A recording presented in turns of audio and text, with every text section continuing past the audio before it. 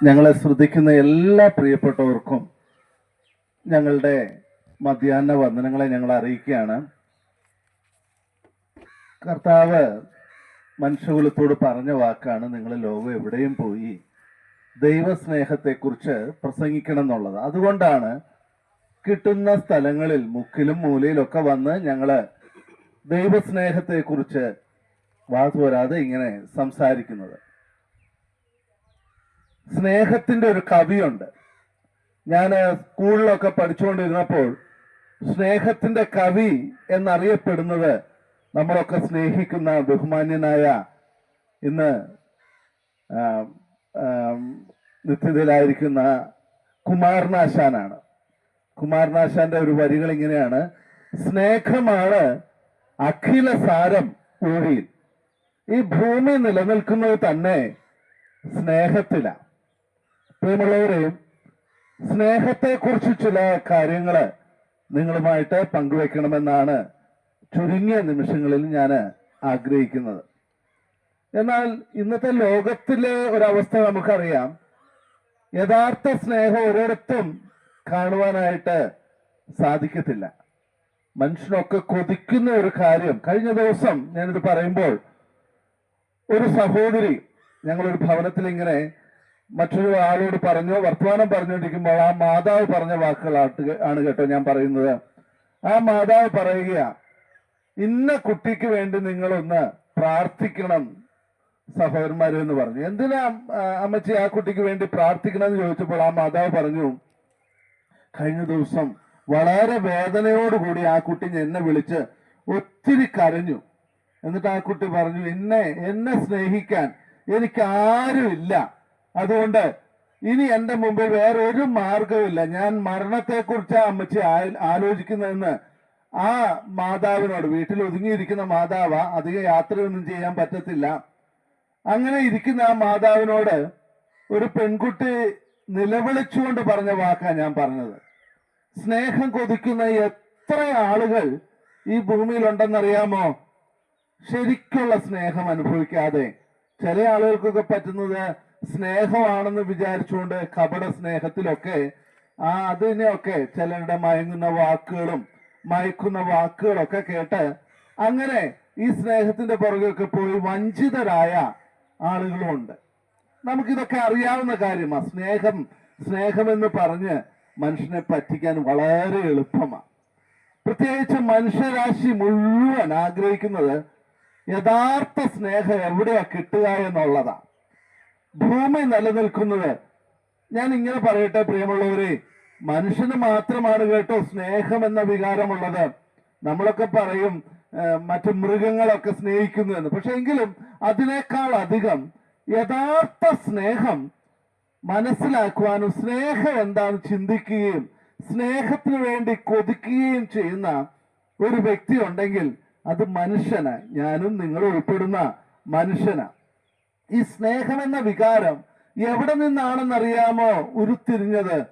ഞാൻ ഇങ്ങനെ പറയട്ടെ പ്രിയമുള്ളവരെ, ദൈവം മനുഷ്യന് നൽകിയ ഏറ്റവും മനോഹരമായ ഒരു വികാരമാണ്, ഒരു കാര്യമാ ഈ സ്നേഹമെന്നുള്ളത്. നമുക്ക് പരസ്പരം സ്നേഹിക്കുവാൻ കഴിഞ്ഞാൽ, സ്നേഹത്തിന്റെ വ്യക്തി ജീവിതങ്ങളായി നമുക്ക് തീരുവാൻ കഴിഞ്ഞാൽ നമ്മുടെയൊക്കെ ജീവിതം വിജയിച്ചു. ദൈവം നിങ്ങളെ സഹായിക്കട്ടെ.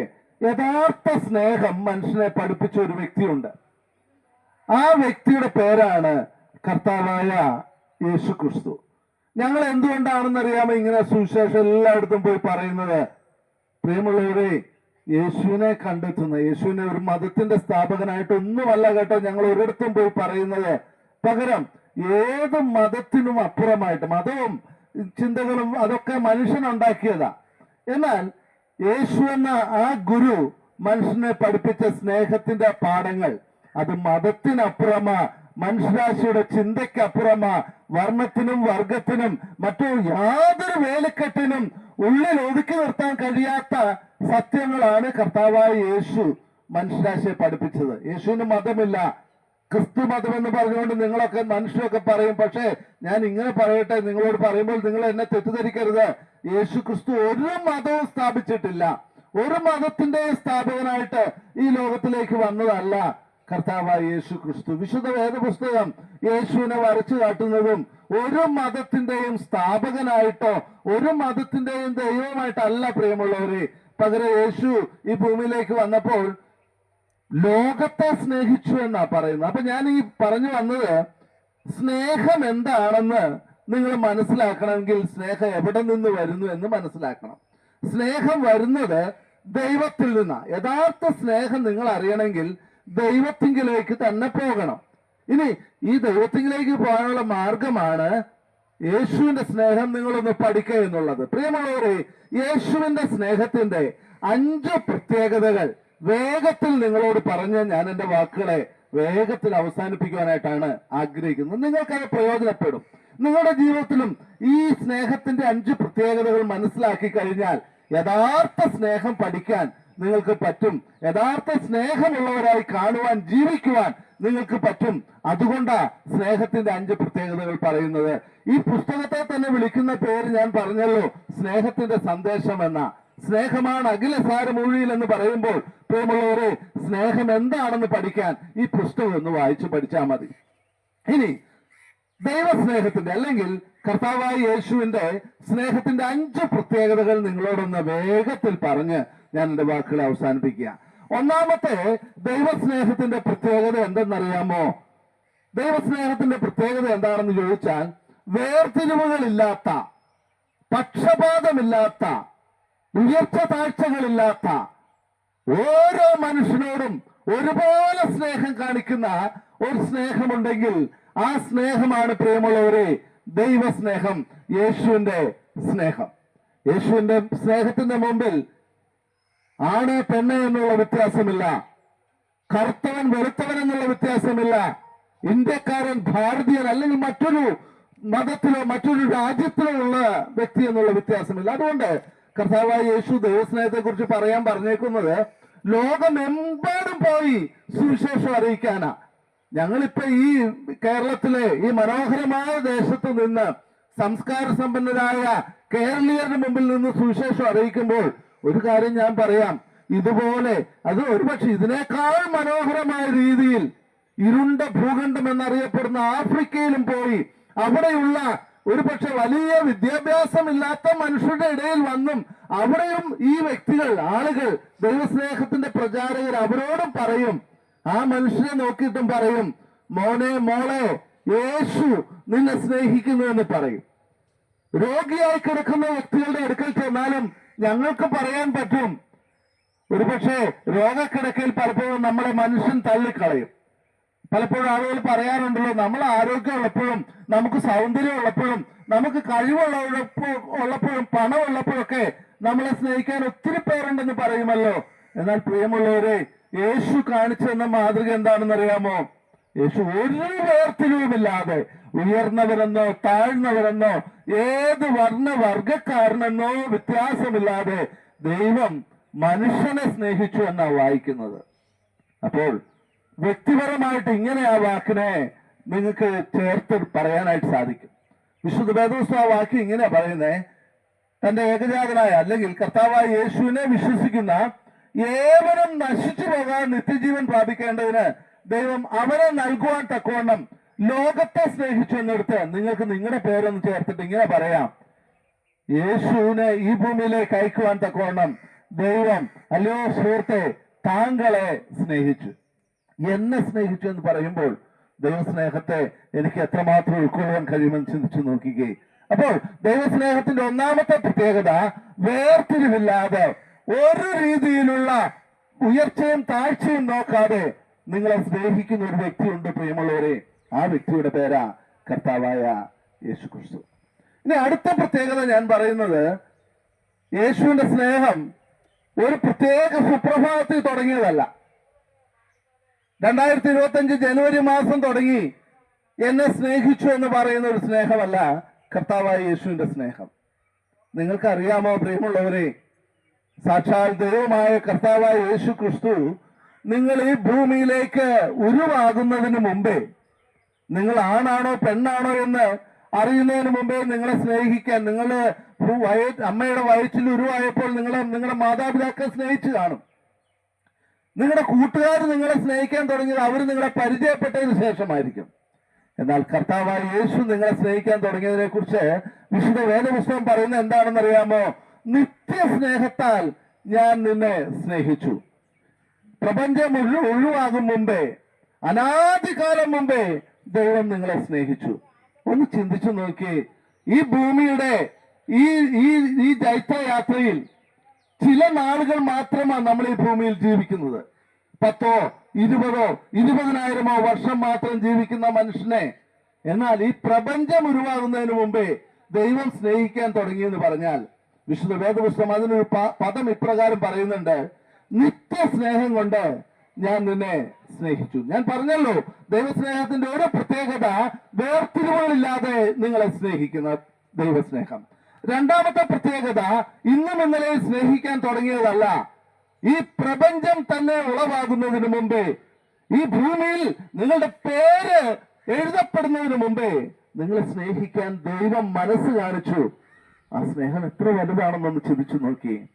മൂന്നാമത്തെ പ്രത്യേകത, ലോകത്തിലെ ആളുകൾ എന്തെങ്കിലും കിട്ടിയാലാ നിങ്ങളെ സ്നേഹിക്കത്തുള്ളൂ.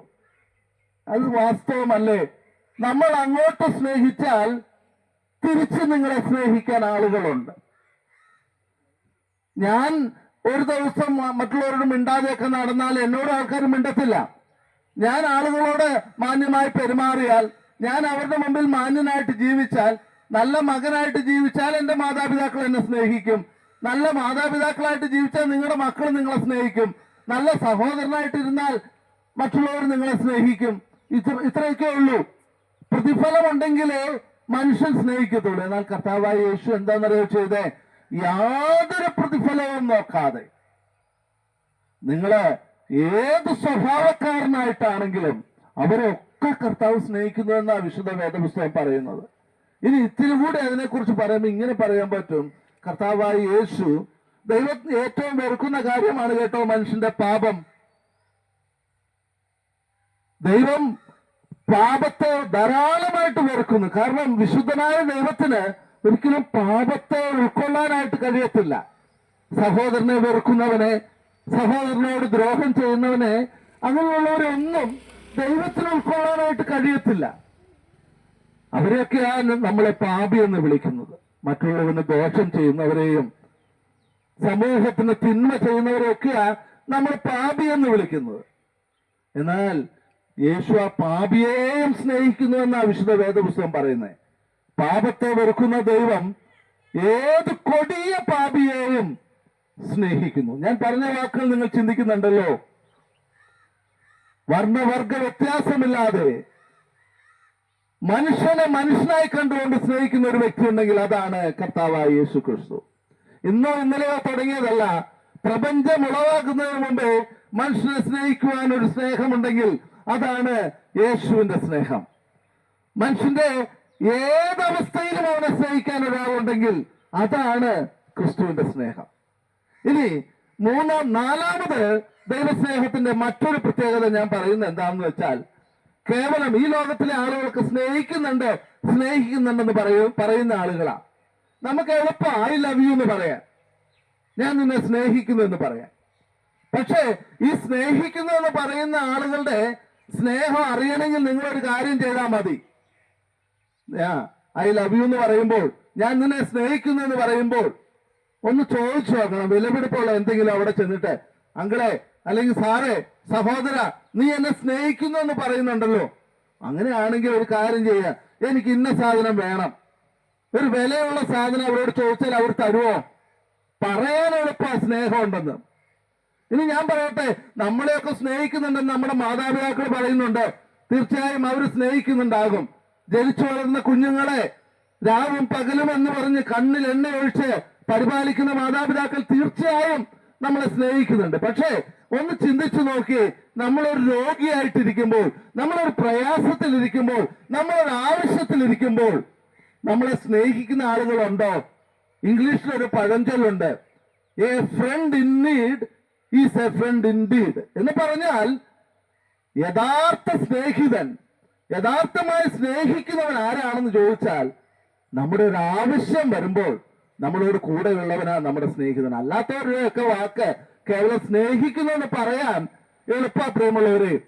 എന്നാൽ ആവശ്യഘട്ടത്തിൽ നിങ്ങളുടെ ഒരു ആവശ്യത്തിന് നിങ്ങളെ സ്നേഹിക്കാൻ ഒരാൾ മനസ്സ് കാണിക്കുന്നുണ്ടെങ്കിൽ ആ വ്യക്തിയെയാണ് യഥാർത്ഥ സ്നേഹിതൻ എന്ന് പറയുവാനായിട്ട് സാധിക്കുന്നത്. ഈ വാക്കുകളിൽ ഞാൻ അല്പം കൂടി ഒന്ന് വിശദീകരിക്കാനായിട്ട് ആഗ്രഹിക്കുന്നു.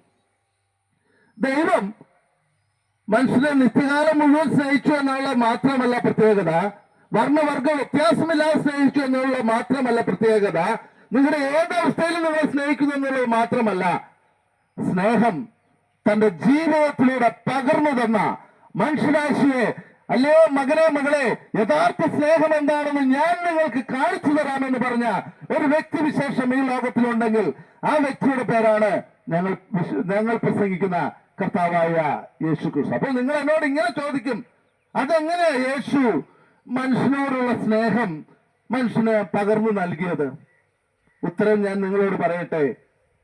മനുഷ്യന്റെ ജീവിതത്തിലെ ഏറ്റവും വലിയൊരു പ്രശ്നം, അതിന് പരിഹാരം വരുത്തി തീർത്തത് കർത്താവായ യേശുവ.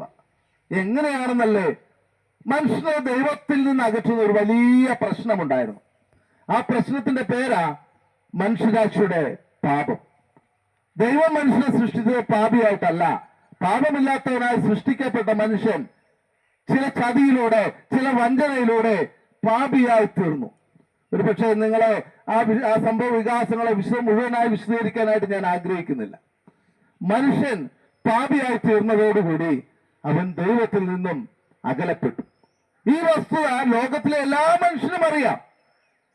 വിശുദ്ധിയോടെ ജീവിച്ചാൽ, അതുകൊണ്ട് ഞങ്ങളൊക്കെ സുവിശേഷം പറഞ്ഞുകൊണ്ട് പല സ്ഥലങ്ങളിലൂടെ പോകുമ്പോൾ ഞങ്ങൾ ചോദിക്കും, എങ്ങനെയാ നമുക്ക് ഇന്ന് മരിച്ചാൽ നമ്മൾ സ്വർഗത്തിലൊക്കെ പോകുമെന്ന് ചോദിക്കുമ്പോൾ ആളുകൾ പെട്ടെന്ന് പറയുന്ന ഉത്തരവുണ്ട്, അത് നമ്മൾ പുണ്യമൊക്കെ ചെയ്യുവാണെങ്കിൽ, നല്ല കാര്യങ്ങളൊക്കെ ചെയ്യുവാണെങ്കിൽ, നല്ലവരായിട്ട് ജീവിക്കുകയാണെങ്കിൽ നമ്മൾ സ്വർഗത്തിൽ പോകുന്ന നമ്മളൊക്കെ പറയും. കാരണം മനുഷ്യനറിയാം, പാപം ചെയ്തുകൊണ്ട് ജീവിച്ചാൽ, ക്രൂരനായിട്ട് ജീവിച്ചാൽ, തിന്മ പ്രവർത്തിച്ചാൽ മനുഷ്യന് സ്വർഗത്തിൽ പോകാൻ പറ്റത്തില്ലെന്ന് എല്ലാവർക്കും അറിയാം. അപ്പൊ ഞങ്ങൾ ചോദിക്കും, അങ്ങനെയാണെങ്കിൽ നിങ്ങളൊക്കെ സ്വർഗത്തിൽ പോകുമോ, നമ്മളൊക്കെ സ്വർഗത്തിൽ പോകുമോ ചോദിക്കുമ്പോൾ മനുഷ്യൻ പറയുന്ന ഉത്തരം എന്നാന്ന് വെച്ചാൽ, എനിക്ക് ആഗ്രഹമുണ്ട് സ്വർഗത്തിൽ പോണെന്ന്, പക്ഷേ ഞാനും പാപിയാ. പ്രിയമുള്ളവരെ, ആത്മാർത്ഥതയുള്ള ഓരോ മനുഷ്യനും ഒരേ സ്വരത്തിൽ പറയുന്ന വാക്കാ, ഞാൻ പാപിയാ. നീതിമാൻ ആരുമില്ല എന്ന് എന്റെ കയ്യിലിരിക്കുന്ന ഈ പുസ്തകം വ്യക്തമായിട്ട് പറയുന്നുണ്ട്.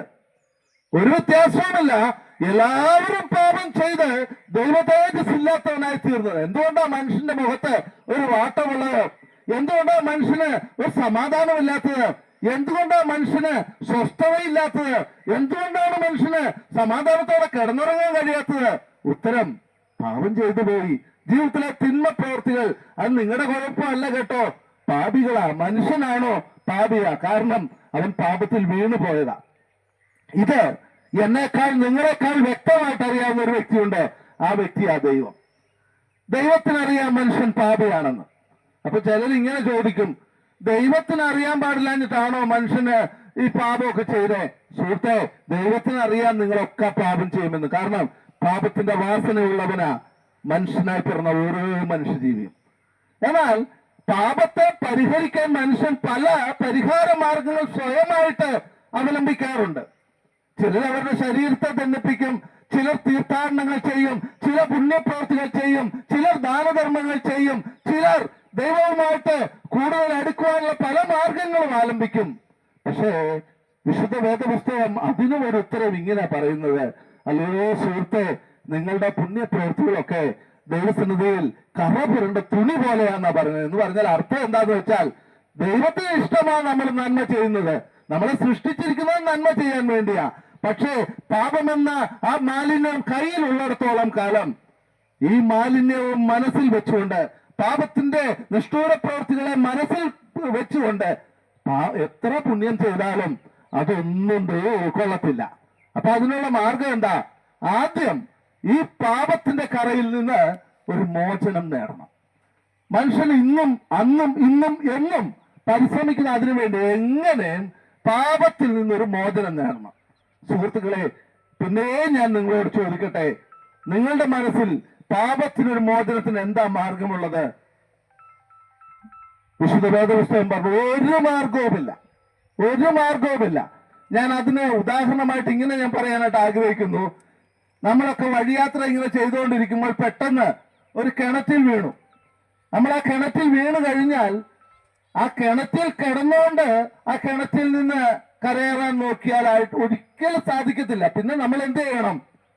ഒച്ചത്തിൽ വിളിക്കണം. അപ്പോൾ കിണറിന്റെ മുകളിൽ ആരെങ്കിലും ഉണ്ടെങ്കിൽ, താഴേക്ക് ഇറങ്ങി വന്ന് രക്ഷിക്കാൻ കഴിയുന്ന ആരെങ്കിലും ഉണ്ടെങ്കിൽ അവർ പരിശ്രമിച്ചാലേ ഈ കിണറ്റിൽ നിന്ന് നമ്മളെ രക്ഷിക്കാൻ പറ്റത്തുള്ളൂ. അതുപോലെ പാപമാകുന്ന കിണറ്റിൽ ലോകത്തെ മനുഷ്യരാശി മുഴുവൻ വീണ് കിടക്കുമ്പോൾ അവരെ രക്ഷിക്കാൻ ഈ കിണറ്റിൽ കിടക്കുന്ന ഒരു വ്യക്തിക്കും പറ്റത്തില്ല. പിന്നെയോ കിണറ്റിന് അപ്പുറത്ത് ആരെങ്കിലും ഉണ്ടെങ്കിൽ അവര് വരണം. അങ്ങനെ ഈ പാപക്കിണറ്റിൽ നിന്ന് മനുഷ്യനെ രക്ഷിക്കുവാൻ ഈ ഭൂമിയിലേക്ക് ഇറങ്ങി വന്ന വ്യക്തിയാണ് സ്വർഗത്തിലെ ദൈവപുത്രനായ കർത്താവായ യേശു ക്രിസ്തു. അവരിൽ പാപമില്ലാത്തത് കൊണ്ട്, പാപമെന്ന ആ ദുർസ്വഭാവമില്ലാത്ത ഏക വ്യക്തി കർത്താവായ യേശു ആയതുകൊണ്ട് യേശുവിന് മാത്രമേ മനുഷ്യനെ അവന്റെ പാപത്തിൽ നിന്ന് രക്ഷിക്കുവാൻ സാധിക്കുമായിരുന്നുള്ളൂ. എങ്ങനെയാണെന്നറിയാമോ യേശു പാപത്തിൽ നിന്ന് മനുഷ്യനെ രക്ഷിച്ചത്? അതാണ് ഏറ്റവും വലിയൊരു കാര്യം. എന്റെ സുഹൃത്തുക്കളായ നിങ്ങൾ അത് കേൾക്കണം. ഞങ്ങൾ എന്തുകൊണ്ടാണെന്നറിയാമോ ഈ യേശുവിനെ കുറിച്ച് ഇങ്ങനെ വാതോരാതെ പ്രസംഗിക്കുന്നത്? മനുഷ്യനെ പാപത്തിൽ നിന്ന് രക്ഷിക്കുവാൻ രക്ഷാമാർഗം ഭൂമിക്ക് കാണിച്ചു തന്നത്, രക്ഷാമാർഗം മനുഷ്യന് കാണിച്ചു തന്നത് കർത്താവായ യേശു മാത്രമാണ്. എന്തായിരുന്നു രക്ഷാമാർഗം എന്നറിയാവോ? വിശുദ്ധ വേദപുസ്തകം ഇങ്ങനെ പറയുന്നേ, പാപത്തിന്റെ കടം അത് കൊടുത്തു തീർക്കണം. മനുഷ്യന്റെ പാപത്തിന്റെ കടം അത് കൊടുത്തു തീർക്കുക, പാപത്തിന് പരിഹാരം വരുത്തുക. പാപത്തിന്റെ പരിഹാരം എന്താണെന്നറിയാമോ? വിശുദ്ധ വേദപുസ്തകം പറയുന്നത്, പാപിക്ക്, ഒരു മനുഷ്യനെ അവരെ പാപത്തിലേക്ക് വീഴിച്ചതിന് പരിഹാരമായിട്ട് അവനുള്ള മോചനദ്രവ്യം കൊടുക്കണം. പാപിയായ മനുഷ്യനൊരു മോചനദ്രവ്യം വേണം. നമുക്കറിയാം, പല ആളുകളെയൊക്കെ തട്ടിക്കൊണ്ടു പോകുമ്പോൾ മോചനദ്രവ്യം ചോദിക്കുന്നത് പോലെ ശത്രുവായ പിശാച് പാപിയായ മനുഷ്യനെ വീണ്ടെടുക്കുവാൻ, വിടുവിക്കുവാൻ ദൈവത്തോട് ചോദിച്ച മോചനദ്രവ്യം എന്താണെന്നറിയാമോ? മനുഷ്യന്റെ മരണമാണ്. മനുഷ്യന്റെ ജീവരക്തം അത് ചൊരിഞ്ഞ് മനുഷ്യനെ രക്ഷിക്കുവാനായിട്ട് കഴിയുമായിരുന്നുള്ളൂ. അപ്പോൾ ദൈവം ചെയ്തൊരു മാർഗം, കർത്താവായ യേശു ചെയ്തൊരു മാർഗം, എന്നെയും നിങ്ങളെ സ്നേഹിച്ചതുകൊണ്ട് ഒരു മനുഷ്യന്റെയും സ്വന്തം പ്രയത്നം കൊണ്ട് സാധിക്കാത്ത ഈ മോചന മാർഗം കർത്താവ് ഒരു മനുഷ്യനായ ഭൂമിയിലേക്ക് വന്ന് പാപം തീണ്ടാത്ത യേശു ക്രിസ്തു എന്റെയും നിങ്ങളുടെയും പാപത്തിന് പരിഹാരമായിട്ട് ഒരു മോചനദ്രവ്യം കൊടുത്തു തീർത്തു. ആ മോചനദ്രവ്യത്തിന്റെ പേരാണ് യേശുവിന്റെ രക്തം. ഇന്നേക്ക് 2000 വർഷം മുമ്പ്, പ്രിയമുള്ളവരെ, കാൽവറി എന്ന കുരിശിൽ 2 കൈകളിലും കാരിരുമ്പാണികളാൽ തിളക്കപ്പെട്ട്, കാലുകളിൽ കാരിരുമ്പാണി ചതച്ച്, ശരീരം മുഴുവൻ മുറിവുകളായിട്ട് ഒരു രൂപം നിങ്ങൾക്ക് കാണുവാനായിട്ട് സാധിക്കും. ആ ശരീരത്തിൽ നിന്ന് രക്തത്തുള്ളികൾ ധാരധാരയായി ഒഴുകിക്കൊണ്ടിരുന്നു. ഒരു തുള്ളി രക്തം പോലും ആ ശരീരത്തിൽ ശേഷിക്കാതെ വണ്ണം ശരീരം മുഴുവൻ അടികളും മുറിവുകളുമേറ്റ് ക്രൂശിലെ ആ രൂപത്തിൽ നിന്ന് അവസാന തുള്ളി രക്തം വരെയും ഭൂമിയുടെ മണ്ണിലേക്ക് മനുഷ്യന്റെ പാപത്തിന്റെ പരിഹാരത്തിനായിട്ട് കർത്താവായ യേശു ക്രിസ്തു ചൊരിഞ്ഞു നൽകി. വിശുദ്ധ വേദപുസ്തകം പറയുന്നു, അവന്റെ പുത്രനായ യേശുവിന്റെ രക്തം സകല പാപവും പോക്കി നിങ്ങളെ ശുദ്ധീകരിക്കുന്നു. ദൈവത്തിന് മനുഷ്യനൊരു മോചനദ്രവ്യം കൊടുക്കണമെങ്കിൽ പ്രപഞ്ചത്തെ സൃഷ്ടിച്ച ദൈവത്തിന്, സ്വർണത്തെയും വജ്രങ്ങളെയും രത്നങ്ങളെയും സൃഷ്ടിച്ച ദൈവത്തിന് ഉണ്ടാകട്ടെ എന്ന് പറഞ്ഞാൽ വേണമെങ്കിൽ സ്വർണവും വജ്രവും രത്നങ്ങളും കൊടുത്ത് മനുഷ്യനെ വീണ്ടെടുക്കാമായിരുന്നു. എന്നാൽ സ്വർണത്തെക്കാൾ, പൊന്നിനേക്കാൾ വിലയുള്ള ഒരു വസ്തു ദൈവത്തിന് കൊടുക്കണമെങ്കിൽ അത് തന്റെ സ്വന്തം ശരീരം തന്നെ മനുഷ്യന് വേണ്ടി കൊടുക്കുക എന്നുള്ളതായിരുന്നു. സഹോദരങ്ങളെ, വിശുദ്ധ വേദപുസ്തകം ഇങ്ങനെ പറയുന്നു, വ്യർത്ഥവും പിതൃപാരമ്പര്യവുമായ നിങ്ങളുടെ നടപ്പിൽ നിന്ന് നിങ്ങളെ വീണ്ടെടുത്തിരിക്കുന്നത് പൊന്ന് വെള്ളി മുതലാകുന്ന അഴിഞ്ഞു പോകുന്ന വസ്തുക്കളെ കൊണ്ടല്ല, ക്രിസ്തു എന്ന നിർദോഷവും നിഷ്കളങ്കവുമായ ദൈവ കുഞ്ഞാടിന്റെ വിലയേറിയ രക്തം കൊണ്ടത്രേ. കർത്താവായ യേശു സ്നേഹിക്കുന്നെന്ന് പറയുകയല്ല പ്രിയമുള്ളവർ ചെയ്തത്, വില കൊടുത്ത് നിങ്ങളെ സ്നേഹിച്ചു. ഇപ്പോൾ യേശുവിന്റെ മുമ്പിലേക്ക് നിന്നുകൊണ്ട് നിങ്ങൾ ഇങ്ങനെ ചോദിക്കുകയാ, അല്ലയോ കർത്താവായ യേശുവെ, അങ്ങനെ സ്നേഹിച്ചു എന്നുള്ളതിന്റെ അടയാളം എന്താണ് എന്ന് ചോദിച്ചാൽ, കാരിരുമ്പാണികളാൽ തുറക്കപ്പെട്ട ആ കൈകൾ വിടർത്തി കാണിച്ചുകൊണ്ട് ക്രിസ്തു പറയും, കുഞ്ഞെ, എന്റെ കയ്യിൽ കാണുന്ന ഈ കാരിരുമ്പാണികളാണ് നിന്നോടുള്ള സ്നേഹത്തിന്റെ അടയാളം. അല്ലയോ കർത്താവേ, അങ്ങനെ ഹൃദയം എന്നോടുള്ള സ്നേഹത്താൽ നിറഞ്ഞിരിക്കുന്നു എന്നുള്ളതിന്റെ അടയാളം എന്താണ് എന്ന് ക്രിസ്തുവിനോട് ചോദിച്ചാൽ യേശുവിന് പറയാനായിട്ട് സാധിക്കും. ആ വിലാപ്പുറത്ത് ഒരു കുന്തത്തിന്റെ പാട് ചൂണ്ടിക്കാണിച്ചുകൊണ്ട് ക്രിസ്തു പറയും, മോനെ, എന്റെ ഹൃദയം തുറന്ന് ഞാൻ നിന്നെ സ്നേഹിച്ചതാ. സഹോദരങ്ങളെ, യേശുവിന്റെ സ്നേഹം നിത്യമാണ്. യേശുവിന്റെ സ്നേഹം വേർതിരിവില്ലാത്തതാ. യേശുവിന്റെ സ്നേഹം നീ ഏതവസ്ഥയിലായിരുന്നാലും നിന്നെ സ്നേഹിക്കുന്നതാ. യേശുവിന്റെ സ്നേഹം വില കൊടുത്ത സ്നേഹമാണ്. എനിക്കും നിങ്ങൾക്കും വേണ്ടി ഇതിൽ പരം വില ആർക്കാ കൊടുക്കാൻ പറ്റുന്നത്? നമുക്ക് വേണ്ടി ഒരുപക്ഷെ ചെറിയ ചെറിയ കഷ്ടപ്പാടുകളൊക്കെ നമ്മളെ സ്നേഹിക്കുന്നെന്ന് പറയുന്നവർ ചെയ്യുവാനായിട്ട് തുനിയുമായിരിക്കും. വിശുദ്ധ വേദപുസ്തകം ഇങ്ങനെയാ പറയുന്നത്, നീതിമാന് വേണ്ടി ആരെങ്കിലും മരിക്കുന്ന ദുർലഭം. ചിലപ്പം നല്ല മനുഷ്യന് വേണ്ടി, നമുക്കറിയാലോ, ഒരാളുടെ കിഡ്നി നഷ്ടപ്പെട്ടു, ഉടനെ തന്റെ ഒരു കിഡ്നി കൊടുത്താണെങ്കിലും മനുഷ്യനെ സ്നേഹിക്കാൻ തയ്യാറാകുന്ന നല്ല നല്ല ആൾക്കാരുണ്ട്. രക്തം നൽകി മനുഷ്യനെ സ്നേഹിക്കാൻ കഴിയുന്ന ആൾക്കാരുണ്ട്. എന്നാൽ സ്വന്തം പ്രാണൻ നൽകി ഒരാളെ സ്നേഹിച്ചു എന്ന് പറഞ്ഞാൽ അതിൽ പരമൊരു സ്നേഹം ഇല്ലല്ലോ പ്രിയമുള്ളവരെ. യേശുവിന്റെ സ്നേഹത്തിന്റെ പ്രത്യേകത അതാ. എന്നെയും നിങ്ങളെയും പ്രാണൻ തന്ന യേശു സ്നേഹിച്ചത്. അതുകൊണ്ട് ഞാൻ ഇങ്ങനെ നിങ്ങളോട് പറയട്ടെ, സുവിശേഷം ഞങ്ങൾ അതുകൊണ്ട് അറിയിക്കുന്നു. ദൈവസ്നേഹം എത്ര പറഞ്ഞാലും തീരത്തില്ല. ഇതുപോലെ സ്നേഹിക്കുന്ന ഒരു വ്യക്തി ഉണ്ടെങ്കിൽ അത് കർത്താവായ യേശു മാത്രമാണ്. ഇനി ഒരു കാര്യം കൂടി, 4 പ്രത്യേകതകൾ ഞാൻ പറഞ്ഞു. ഇനി ഒരു കാര്യം കൂടി ഞാനൊന്ന് പറയുകയാണ്. ഈ സ്നേഹം നിങ്ങളുമായിട്ടൊരു ബന്ധം സ്ഥാപിക്കുവാനായിട്ട് ആഗ്രഹിക്കുന്നു. പലപ്പോഴും മനുഷ്യന് ദൈവവുമായിട്ടുള്ള ബന്ധം എന്താണെന്ന് ചോദിച്ചാൽ അവർ പറയും, ദൈവം ദൈവം, മനുഷ്യൻ മനുഷ്യൻ. അല്ല പ്രിയമുള്ളവരെ, ദൈവത്തിന് മനുഷ്യനുമായിട്ടൊരു ബന്ധം ദൈവം ആഗ്രഹിക്കുന്നു. ഞങ്ങളൊക്കെ പലപ്പോഴും സുവിശേഷം കൊണ്ട് പറയുമ്പോൾ ആൾക്കാരോട് ചോദിക്കും, നിങ്ങൾ പ്രാർത്ഥിക്കാറുണ്ടോ? പ്രാർത്ഥിക്കാറുണ്ട്. എങ്ങനെയാ പ്രാർത്ഥിക്കുന്നത്? ദൈവമേ എന്ന് വിളിച്ച. അപ്പൊ ഞങ്ങൾ അവരോട് പറയും, ദൈവമേ എന്ന് വിളിച്ച് പ്രാർത്ഥിക്കാനല്ല ദൈവം നിങ്ങളെ കുറിച്ച് ആഗ്രഹിക്കുന്നത്. ദൈവത്തെ അറിയുക എന്നുള്ളതല്ല ദൈവം നിങ്ങളെ കുറിച്ച് ആഗ്രഹിക്കുന്നത്. ലോകത്തിലുള്ള ഒട്ടുമിക്ക ആളുകൾക്കും ദൈവത്തെ അറിയാം. എന്നാൽ ദൈവത്തെ അറിയുന്നതോ, ദൈവത്തെ കുറിച്ച് പഠിക്കുന്നതോ, ദൈവത്തെ കുറിച്ച് അതിനകത്ത് PhD എടുക്കുന്നത് കൊണ്ടൊന്നും ഒരു കാര്യവുമില്ല. പകരം എന്ത് ചെയ്യണമെന്നറിയാമോ? ദൈവവുമായിട്ടൊരു ബന്ധത്തിലേക്ക് നിങ്ങൾ വരണം. എന്ത് ബന്ധം? വിശുദ്ധ വേദപുസ്തകം ഇങ്ങനെയാ പറയുന്നത്, അവനെ കൈക്കൊണ്ട് എന്ന് പറഞ്ഞാൽ യേശുവാകുന്ന ദൈവത്തെ കൈക്കൊണ്ട് അവന്റെ നാമത്തിൽ വിശ്വസിക്കുന്ന ഏവർക്കും ദൈവമക്കളാകുവാൻ ദൈവം അധികാരം കൊടുത്തു. ഞങ്ങളൊക്കെ സുവിശേഷം പറയുന്നത് കാര്യം അതാ. നിങ്ങളുടെ ജീവിതം ഇനി അവസാനിച്ചിട്ടില്ല. നിങ്ങളെ സ്നേഹിക്കുന്ന വ്യക്തി ഇനിയും മാറിപ്പോയിട്ടില്ല. നിങ്ങളെ നിത്യസ്നേഹം കൊണ്ട് സ്നേഹിച്ച ദൈവം ഇന്നും നിങ്ങളെ സ്നേഹിക്കുന്നു. ഈ ദൈവത്തിന് നിങ്ങളെ മക്കളാക്കി തീർക്കുവാൻ ആഗ്രഹമുണ്ട്. ഈ ദൈവം നിങ്ങളുടെ ജീവിതത്തിൽ ഇന്നും പ്രവർത്തിക്കുവാൻ ആഗ്രഹമുണ്ട്. ഞങ്ങളൊക്കെ ജീവിതത്തില് ദൈവപ്രവൃത്തി ഒത്തിരി അനുഭവിച്ചറിഞ്ഞിട്ടുള്ളതാ. യേശു സ്നേഹിക്കുന്നു എന്ന് പറയുന്നതോ, യേശു അത്ഭുതം പ്രവർത്തിക്കുന്നു പറയുന്നതോ വെറും കെട്ടുകഥയല്ല പ്രിയമുള്ളവരെ, ഞങ്ങൾ അനുഭവിച്ചിട്ടുള്ളതാ. ഏത് രോഗത്തിനും ഒരു സൗഖ്യദായകനായ വൈദ്യനായിട്ട് യേശുവുണ്ട്. നിങ്ങളുടെ പ്രശ്നത്തിന് പരിഹാരകനായിട്ട് യേശുവുണ്ട്. നിങ്ങൾ ഏത് വലിയ പ്രശ്നത്തിലൂടെ പോയാലും നിങ്ങളുടെ അപ്പനായിട്ട് യേശുവിനെ കണ്ടാൽ, യേശുവേ എന്റെ അപ്പ, എന്റെ പ്രശ്നത്തിന് പരിഹാരം വേണമെന്ന് പറഞ്ഞാൽ ഏത് തകർന്ന അവസ്ഥയിലും നിങ്ങളെ പുതുക്കി പണിയുവാൻ നിങ്ങളുടെ അപ്പന് സാധിക്കും. ഒരു കണ്ടീഷനേ ഉള്ളൂ, നിങ്ങൾ അപ്പന്റെ അടുത്ത് വരണം, മക്കളായിട്ട് തീരണം. ആർക്കാണ് യേശുവിന്റെ മക്കളായി തീരുവാൻ കഴിയുന്നത്? യേശുവിനെ ഹൃദയത്തിലേക്ക് സ്വീകരിക്കുന്നവർക്ക്.